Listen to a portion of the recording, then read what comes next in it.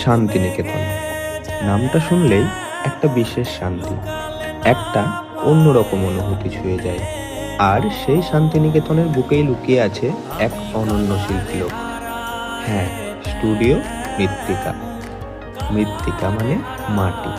আর এই মাটির মধ্যে যে থাকে সৃষ্টির স্পন্দন, তা যেন প্রতিটি শিল্পকর্মে জীবন্ত হয়ে ওঠে এখানে।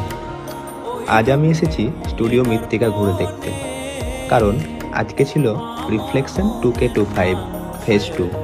আর সত্যি কথা বলতে কি, প্রথম পা রাখা মাত্র মনে হলো এই জায়গাটা শুধু একটি স্টুডিও নয়, যেন একটা নির্জন সাধনা ক্ষেত্র, যেখানে শিল্পীর হাতের ছোঁয়ায় জন্ম নেয় নতুন নতুন সৃষ্টি।